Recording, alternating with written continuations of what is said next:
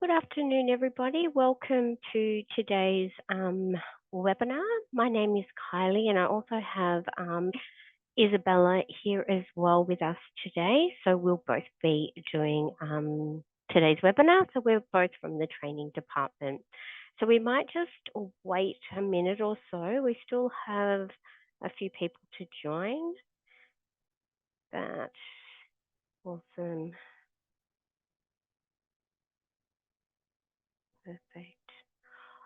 Okay, so actually we might start now. I know that you all have a busy schedule. So before we get started and take you straight to our presentation, we'll just go through a few things before we get started. Okay, so today's webinar is going to be recorded. So you will receive a copy of this within the next week or so. Okay, so you are all going to be on listening mode, but we will have a Q&A or our chat opened.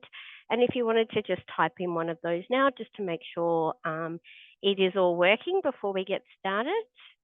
And at the end, we will have a question time. Okay, please ask questions as you go. We'll try and answer them as we go along as well.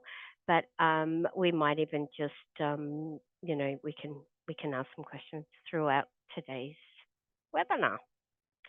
Okay, so just a few key topics, not a lot really to cover here, but what we're going to be going through today is managing your recalls. So you're managing your manual recalls, introducing automation at your practice, and the various communication methods that we can have. So what I might get you to do is, just so we got a bit of an idea, just in the Q&A or the chat, I'm not sure, let me just double check if that is working.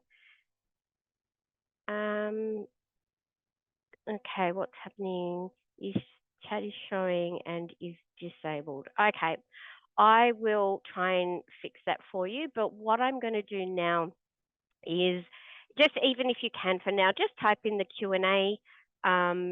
If the chat's not working, that's fine. We can still answer your questions in here. So Isabella, over to you.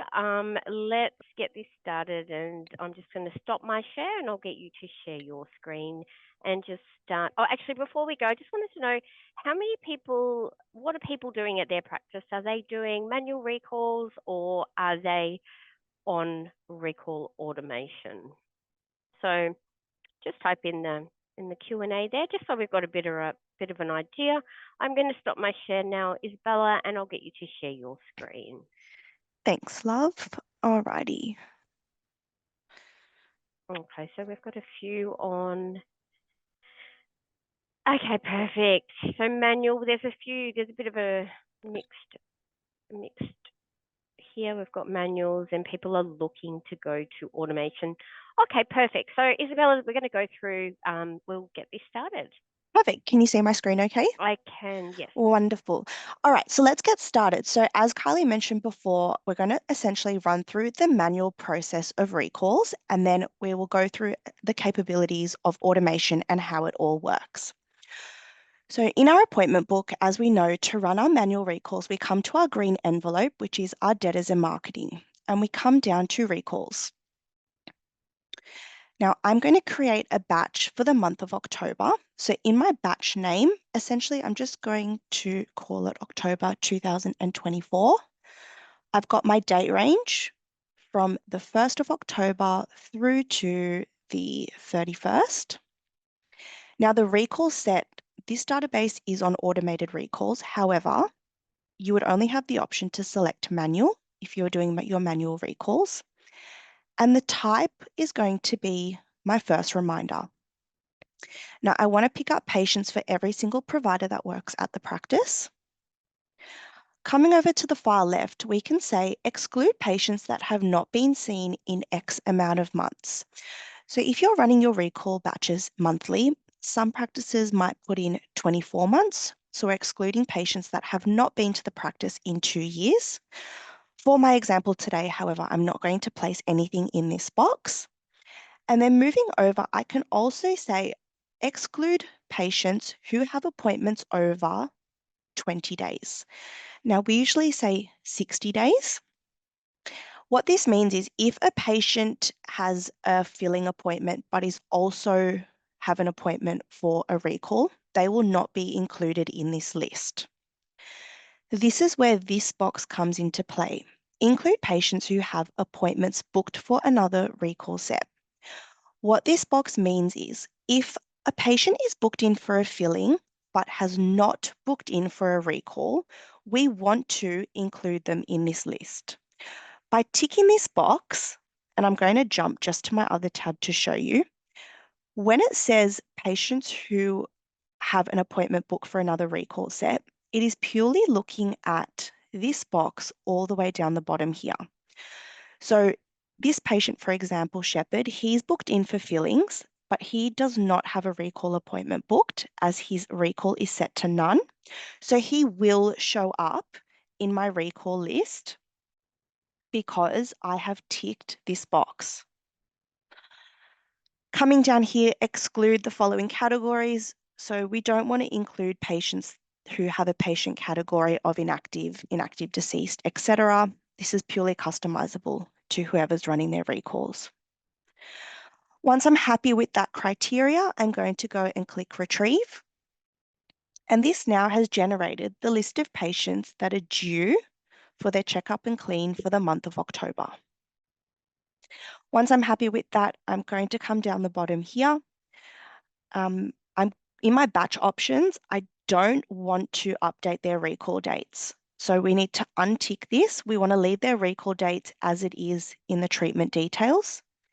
And we don't want to update the type, which I will talk about soon. I'm now happy with this batch. I'm going to create it. Beautiful. So now we've got the batch created. So we can see it up the top here. It's been created. I'm going to go over now and show you where you can set up the SMS templates to send these patients an SMS. So coming over to the far left again in our debtors and marketing, we're going to come to mail merge setup. And our mail merge category is recalls. And we've got our first reminder. Now over here, there's a few criteria that we need to be aware of. So this first box here is items which execution date is shown in the column. This is purely going off the item numbers in the patient's file to show when their last scale and clean was. Our default recall period is usually 6 months.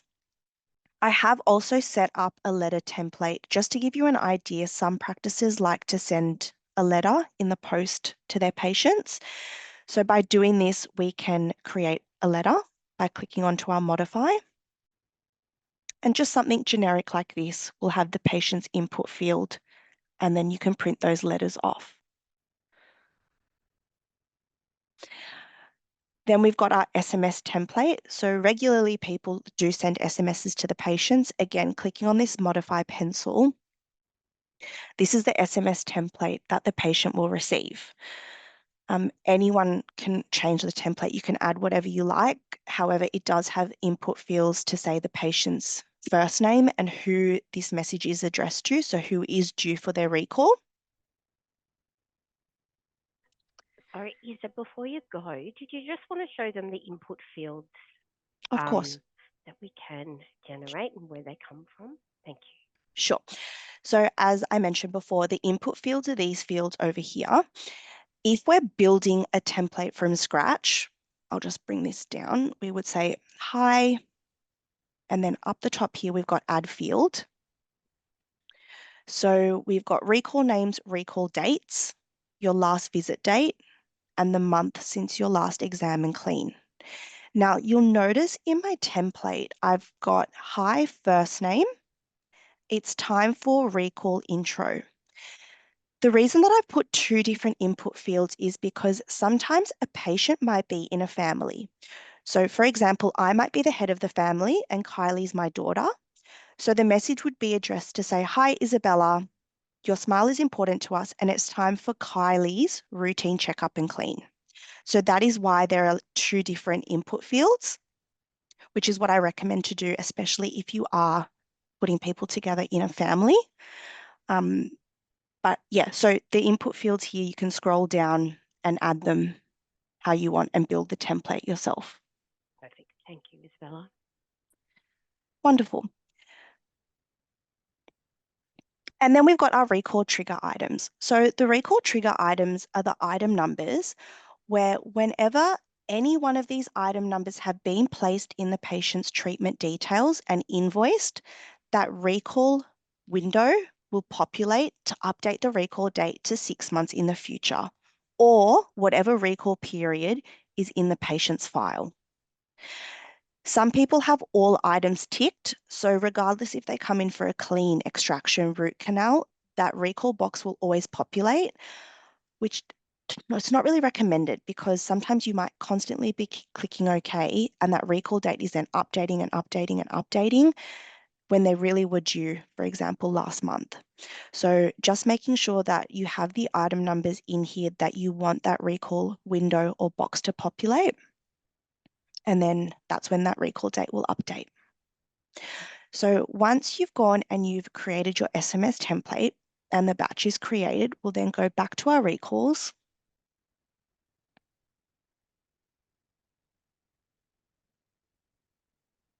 Beautiful. And coming down here, we've got all rows selected. We're going to do recall letters and we're going to click SMS, and that will then send an SMS that we built just before to every single one of these patients in the list. Now, when the patient books in for their recall appointment, when you are creating the appointment, you need to make sure that in this box down the bottom here, we are selecting manual recall first reminder. So they've booked in for a recall appointment. Now, sending lapsed reminders. So lapsed reminders typically are sent 3 months after this initial reminder. So in January, you would then come and highlight this list. You would come down the bottom here and you would select lapsed patients.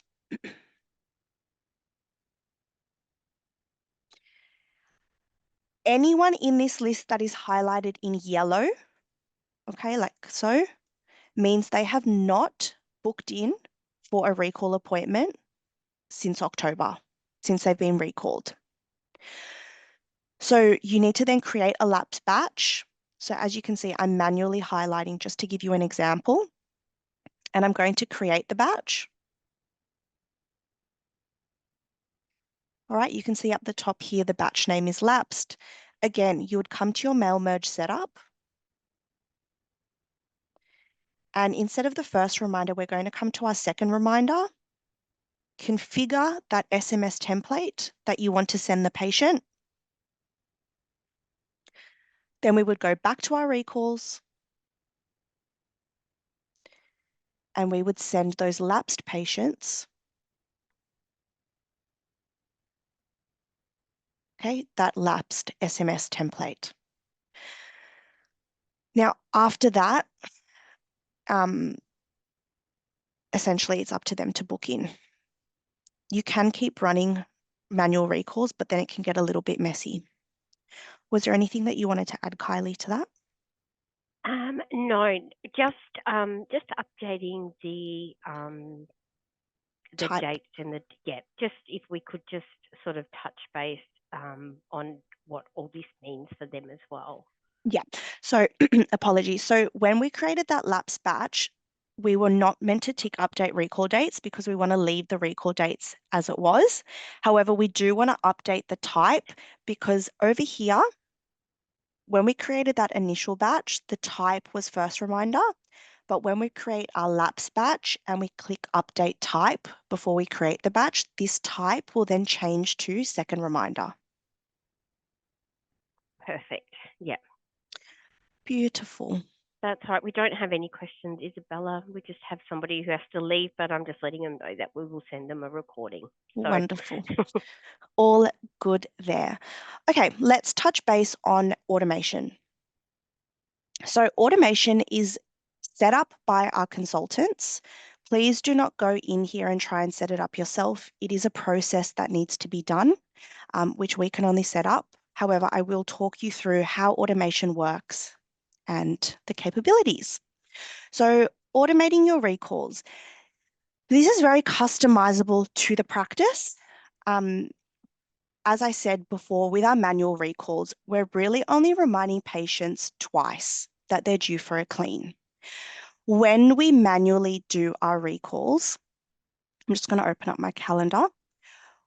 When we manually run our recall batch, we run it for the month that they are due. Automation does have the ability to run, instead of a monthly basis, we can run it on a weekly basis. So our first initial reminder might run, for example, every Tuesday for the week that a patient is due. So whenever their recall date falls within this week category, or date range, I should say. Two benefits to that. The first benefit is if we're recalling patients for the whole month, if you're going to have a lot of patients in that batch. And if patients aren't pre-booking their recalls, you might get quite a lot of phone calls to book in for that particular month. On top of that, if a patient's in a health fund and they are not due for their clean until, for example, the end of the month, and they're booking in before that, then their health fund might not pay for their checkup and clean. So recapping, doing it on a weekly basis, the benefits is health fund will definitely pay because you know that they're definitely due for their clean. And secondly, you're only going to have maybe 12 to 13, for example, patients in that weekly batch that are due to come in. So the first reminder will just run on a weekly basis, as I mentioned. The reminders, you can have any type of communication that you want. So you can have your SMS, email, phone call, letters, purely up to the practice. The system in the background will then send SMSs to those particular patients that are due that week. We can even specify what day you want them to send and the run time. So if you want them to send at 11 o'clock, that can happen, or 12 o'clock, whatever you guys want.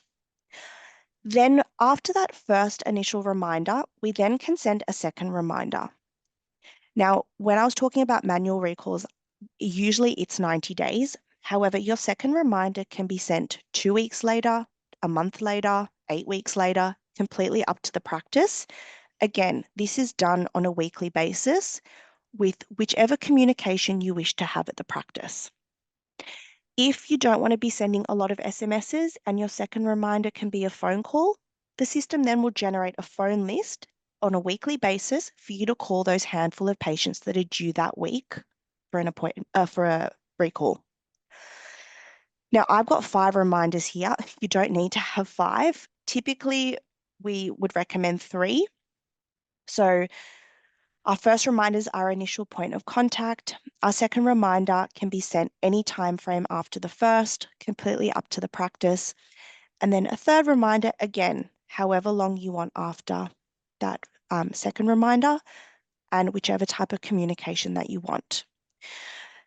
Usually what I recommend to my clients is if we're stopping at that third reminder, okay, make that a phone call, because then at least you've had a verbal conversation with the patient over the phone. If they say to you, look, life's just a bit too hectic at the moment, it's coming up to Christmas, I genuinely just can't book in, can you please remind me in a few months' time? What you can then do is go to the patient's file,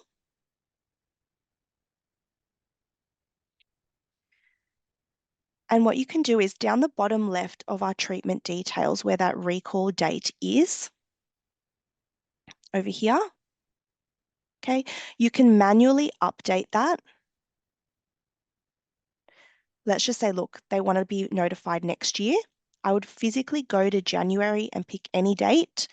So now my recall date is now into the future, so that this particular patient will then fall under my first, second, third reminder workflow all over again. Because after that third reminder, if that's where you're stopping, if that patient doesn't book in at that third reminder, they've now fallen through the cracks, and it's up to them to then make an appointment, or you'll need to run a patient reactivation query. So as I mentioned before, yes, this database that we have has 5 reminders. So after the 5th reminder, the patient won't be recalled. You can have as many reminders as you want between any time frame and any communication. There's no extra charge to switch from manual to automation. As I said, it's something that we need to have a bit more of a discussion one-to-one with the consultants just to see what exactly you're wanting to achieve. And that's right. We actually have a consulting team that work with you to switch you over from manual recalls to automation. So this isn't something that you guys do yourself. And if you are interested in switching over to automation, it needs to be done by our consultants in our training team. So we've got 2 consultants, Neil and Ash, and they can work with you to sort of chat with you to see what you want, how many recalls you want, because this is all. It doesn't have to be. You can have as many as you like, and you can run them as frequent as you like as well. And everyone's different, aren't they, Isabella? Like Yeah, everybody has a different what they want to achieve at their practice, and our team can work with you to sort of have a chat and to see what you want to do, and then they will actually look at your database before they convert you over to automation, and along the way they will chat with you just to make sure this is exactly what you want. So yeah, we do have a great team that does that with you. So beautiful. wonderful. I was So just going to, yep. go. No, no, It's all right. you go for it.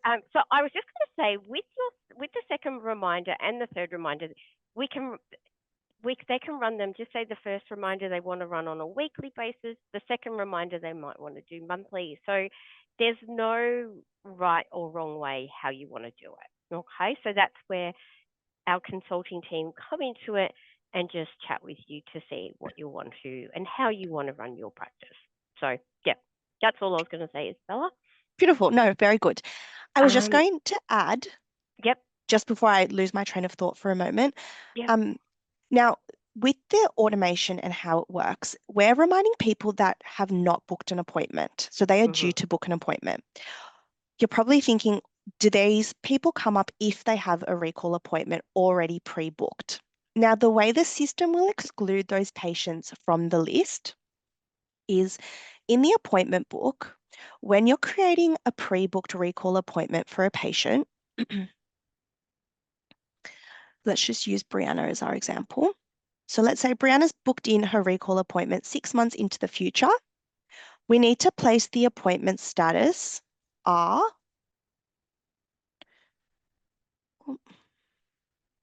the blue R for recall.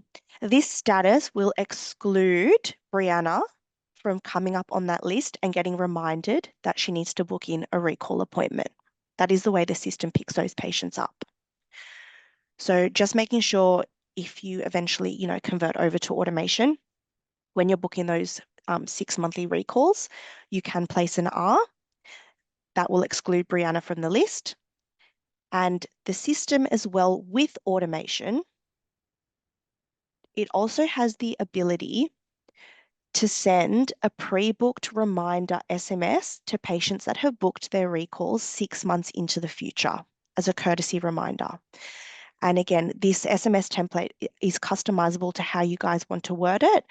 But I feel like some of the time patients say, I don't know what I'm doing in 6 months, just send me a reminder. Well, you can say, let's just book it now so you've got it set and you'll receive that 2-week courtesy reminder if you need to change the appointment because you want them to be pre-booking their recalls. Then you've got them locked in. Now I do have a question, and I think this was back when we were talking about manual. So can we do a third reminder for your recalls? Absolutely, you can do as many recall reminders as you like. Okay, so as we say, when we're doing automation, we can it automatically runs for you, and then it's just a lot easier process when you're doing it. How does automation deal with patients with only home phone numbers and not mobile?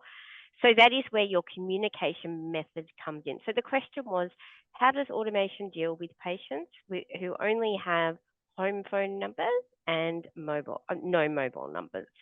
So that is where, of course, you won't be able to send an SMS. But Isa, do you want to go through what will happen when we select the method of contact? Of course. So if we primarily, for example, our first reminder, if we primarily say, look, I'm going to send an SMS, but if an SMS can't be sent, there'll be a phone call. In your automation tab, you've got a tab here called batches. This needs to be checked every morning just to make sure that everything's running correctly.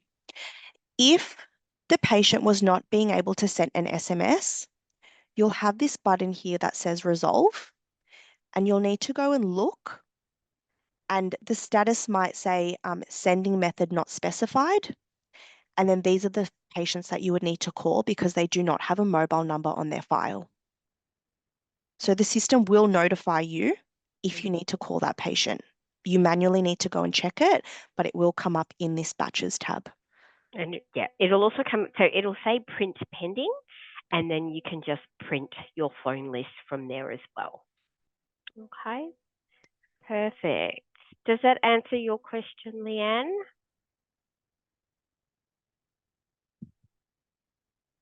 Okay, perfect.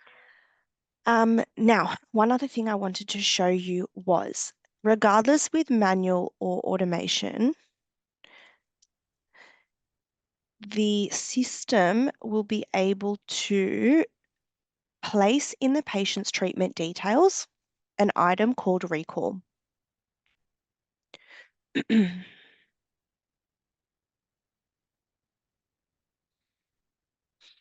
So I know this one off the top of my head has it in their file. So you can see the system will place the date that the recall reminder was sent to the patient with the item number called recall, and the description says recall sent to patient. So at least you've got that backup if a patient calls. You can go into their file and have a look at that, and it'll tell you the date that the recall was sent to that particular patient. Shall we show them how to set that up for manual recalls? Yeah, so to set that up, if you're manually, Recalls, sorry. that's okay. Yep.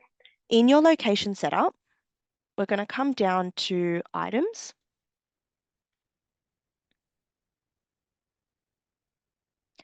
Now, to make things easier for me, I'm going to come up the top to record, and I'm going to find an item. I'm going to type in recall, select go to.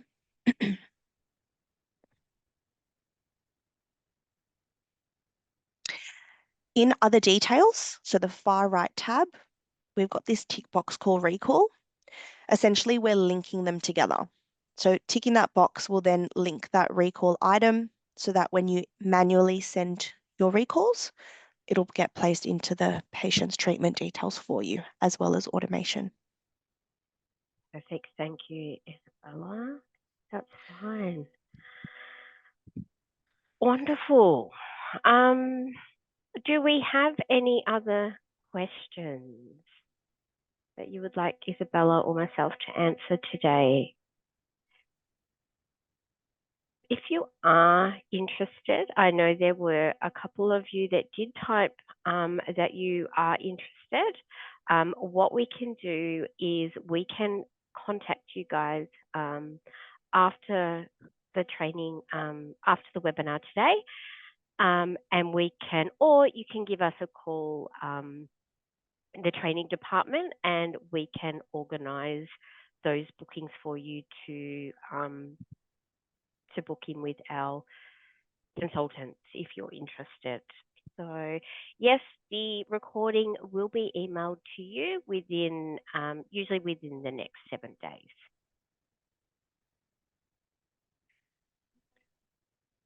Beautiful. And I'm just remembered, with automation, you also do have the ability to view your upcoming batches. So when you convert from manual to automation, the system will then be able to show you any recall batches that are, oops, sorry, that are going to show over the next 30 days, for example. So you can see the scheduled date and time and what's going to be running soon. So it gives you an overview of what's going on and what set and type and reminders are going to be sent to the patient. You do have the ability to simulate the batch so you can have a look at it and see what it's going to look like. I've got no data in there, but it would show you a list of patients if you simulate the batch just to get an idea of what's going on. Wonderful. Beautiful. Perfect. Thank you. Okay. I will just switch you over to my screen. Oops, can you see my screen, Isabella? Yeah. Okay, so I might just get you to keep an eye on the chat or the Q&A, but while I go through this next part. So we don't have any more questions at the moment. So what we also do have, just a couple of things that we offer you as support from Dental for Windows and also D4Web. We have our online e-support portal. So on there we have our chat. We've got lots of articles. We've got some training videos, upcoming webinars, and also some really great infographics. We also have our Central Software website and also our Facebook page. And we've just got our support at centralsoftware.com. Also, what we do have with D4Web, and I might get you, Isa, if you don't mind, sharing your screen again. Actually, I might be able to share my other screen with you. Oops, sorry about that. Stop my share. I might get you to share yours. You're probably quicker than me, Isa. That's all right. I can share it. Just want to show you our e-learning platform. Of course, one moment.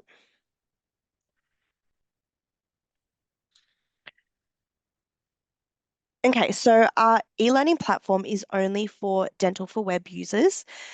This is an online learning pathway for any aspect of Dental for Web. So it's broken down into your introduction, clinical, front desk, and administrator. There's really short videos, quizzes, and then, sorry, there's short videos, lessons, and quizzes at the end. It's a very self-taught platform. If you have new staff that have come into the practice, you can get them onboarded and they'll be able to log in and just do the learning pathways and they get a little certificate at the end, but it just gets them up to scratch with Dental for Web. It's really good as well for users that have used the software for a very long time just to get that little bit of a refresher or a different view of things. If you have not seen the Learning Center, within your Dental for Web, on our far right-hand side, these three lines called our hamburger menu. If we come down here to support and learning, we've got our Learning Center. To sign up to the Learning Center, we come up the top here to log in and we click sign up. You'll enter in your name, practice name, and site number. It's recommended that every staff member at the practice signs up with their own personal email or work email, because if you sign up under the one email, it only tracks the progress of one user. And if multiple people are using the same email, it doesn't pick up. Whereas if each person at the practice, signs up under their own work email, at least they can track their own individual progress. It is a great tool. It's free. It's very knowledgeable. So I highly recommend to sign up and just have a bit of a play around and see what it's like. And that's the Learning Center. Perfect. And I couldn't open up my screen, sorry. Could you show our e-support platform as well for web? Of course. D4Web. So again, under our hamburger menu, under support and learning, we do have e-support. E-support, again, is an online platform. However, these are purely just articles of step-by-step of how to do specific things. So let's just use for today recalls. We can search that. It'll then bring up any articles relating to recalls, so we can look at how to set up a manual recall template. So it will show you to go to debtors and marketing and how to set up your SMS template step by step. Adding the field like I showed you before. Okay, Perfect. and that's it. Wonderful. Okay, we don't have many questions today. So what we'll do, we'll just switch you over here to our thank you. Well, thank you so much for taking the time out of your day today. As we said, we will be sending you guys a recording of today's webinar. But thank you so much for your time today, and we'll see you next time. Thanks, guys. Have a great day and have a good rest of your week. Not a problem. Thank you. Thank you, Isabella. Thanks, Kylie. Bye. Bye.